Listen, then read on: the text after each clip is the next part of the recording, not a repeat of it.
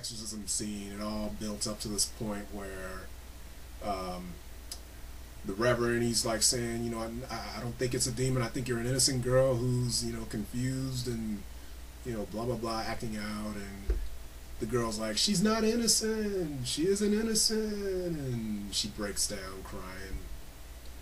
And you know, they tell the camera guy to, you know, cut the camera off.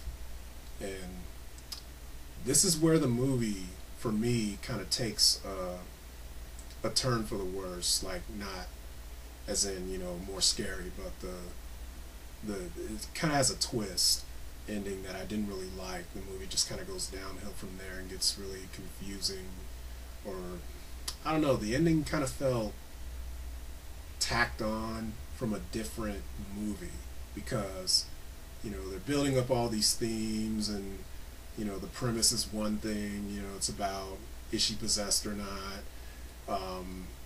Reverend, he has a crisis of faith, and the exorcism's fake, and he wants to expose it all. You know, but, and, you know, they're implying that the father might have raped her, but out of the blue they introduce this random character that ends up not really mattering anyway, because she claims that she got knocked up by some kid that worked at a local diner who came around when the mother died, which was 2 years ago. And I was like, 2 years ago? She's been pregnant for 2 years? But I don't know, it was kind of confusing. But basically, she met this guy, they had sex, and she wanted to have sex, she enjoyed it, and she felt really guilty about that. So at this point, we're thinking it's a bad case of guilt, and the father's kind of freaking out, you know, his innocent little girl, you know, couldn't be a slut, or, you know, couldn't have wanted to have sex. So, you know, he was like, no, you were raped, and but she got knocked up. So they try to find the guy who knocked her up, and he works at the local diner. They get down there and interview him, but he denies knocking her up, because, you know, they only met once at some party that the local pastor at the local church threw, the one we met previously, while they were getting background on the family. And at that point, the local pastor, you know, he seemed like your average guy. He didn't seem threatening at all. But, you know, they interview the kid. He denies having sex with her, and we also find, like, he's gay, because, you know, he's not interested in girls, so there's no way he could have, like, had sex with her. So that's that. The girl lied, basically. So now you're wondering, like, who knocked her up, and what was she doing at a party with, you know, at the local church. You know, what's a pastor doing, throwing a party for a bunch of 16-year-olds?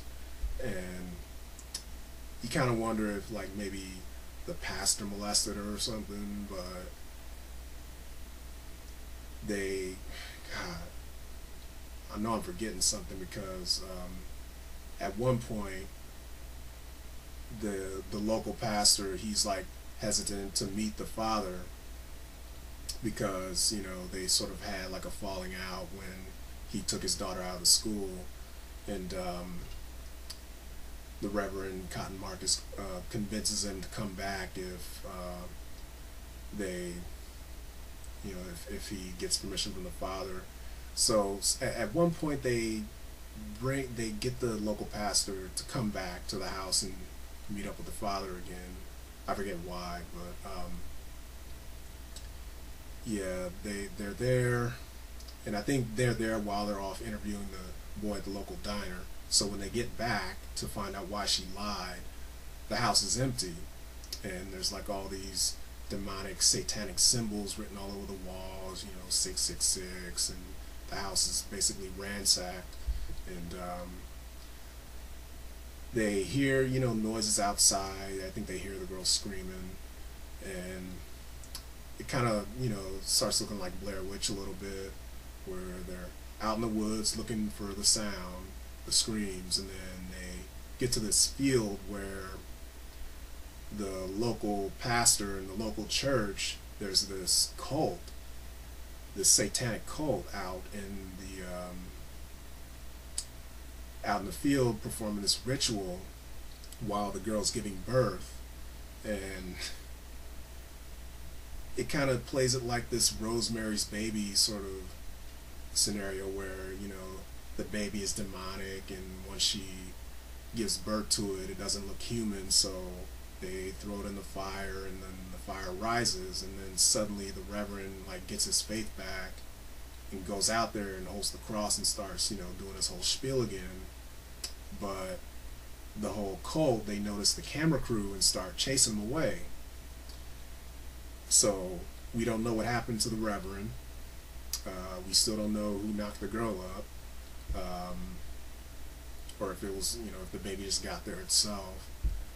And I forgot to mention that when the son got cut, they sent him off to the hospital, I guess, and then he kind of disappears out of the movie for a little while. But as the cult's chasing him out through the woods, it ends Blair Witch style with we run into the son again, and he's part of the cult. And I was just really confused, like what like he's part of the cult, okay, what was all that stuff about, you know, don't leave? Oh yeah, and the father was tied up to a tree while the cult was doing its ritual. So you're just left with all these questions and kind of confused, like, you know, the story was going one way and then it just takes a turn, like, where you're just like, okay, what is this, like, and it kind of contradicts, you know, a lot of clues leading up to it. You know, did the girl cut the son, or was the father really abusive, or did he just say that to make him look bad, to cover up for the cult? I don't know. The ending was just sort of like a letdown for me. And I guess that might have been what they were going for, just to sort of leave it open to interpretation, but I don't know. I didn't know how to interpret it. Like, was the cult behind it all along? And I didn't know what to think. But I just felt let down by the ending. It kind of felt unfinished. Like, all the build up leading to the twist, it was left unfinished, and it introduces this like really out of left field new angle that just didn't quite make sense in the context of the build up to me. Maybe I missed something, maybe, you know, anybody else saw it, wants to comment, you know, if they disagree or if they understood the movie better, you know, leave a comment and tell me what you think, because like I just, you know, couldn't wrap my head around the ending. But yeah, basically to sum it up, I did like the movie. You know, I thought all the actors did a great job. You know, it had a nice creepy atmosphere to it. The story was really good. It was building up to something really, you know, just, I guess I thought they were gonna go with the whole incest angle, or I don't know, like everything it was building up to, I know I'm repeating myself, but everything it was building up to, I was hoping for some kind of resolution to that, or some kind of just answer, or something shocking. But the twist, you know, that it was a cult, like I don't know, I just couldn't really connect the two.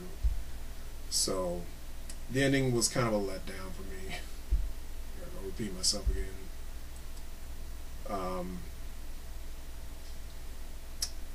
Yeah, basically I liked the movie, but the ending killed it for me. Maybe I'm being too hard on it. Maybe I should watch it again. Maybe I'll understand it better. But for now, this is my impression, and this is my review. So, till next time, take care.